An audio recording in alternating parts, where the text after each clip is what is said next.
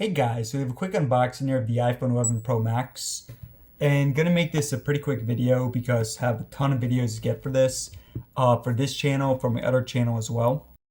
So pretty nice actually. This time we have a black box rather than the typical white box. Now I did go with the midnight green color. Oh, and this is the iPhone XS Max. So I will be doing a full comparison, but here we'll do a very brief side-by-side. Okay, so in person it does look a bit better than in renders. So take a look and a feel. We also got designed by Apple in California. Looks like the SIM card and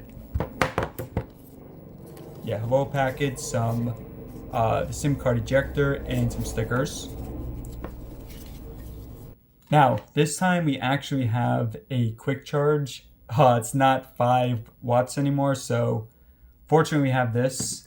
And we also have the headphones and a lightning cable to USB-C this time.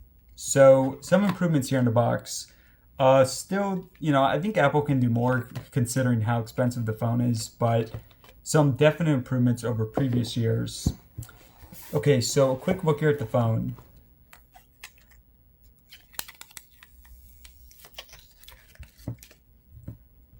So actually this looks a lot nicer. As I said, guys, in the photos, I'm not a fan of this. I actually said on Twitter the other day that I think this color is pretty ugly. But in this case, in person, it definitely looks nicer. Still not a fan of that triple camera setup though. I think, just do it diagonal or whatever, but I don't know. Not a fan of that at all, just from the design perspective. Now, in terms of the cameras, it is supposed to be, they are supposed to be very much improved over previous versions. And also, probably the best thing about this phone is it has a 4,000 capacity battery. I think the iPhone XS Max, I think that's like 3176 or so. So yeah, that's a huge improvement for this. Alright, so I'm gonna put my info and I'll be back in 2 seconds. Okay, so my first thoughts on it.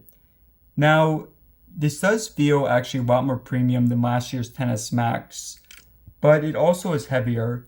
So the material, you guys can probably tell on camera, it is better material. But again, it is a bit heavier, so it really has to do with if you want it to be more premium or not.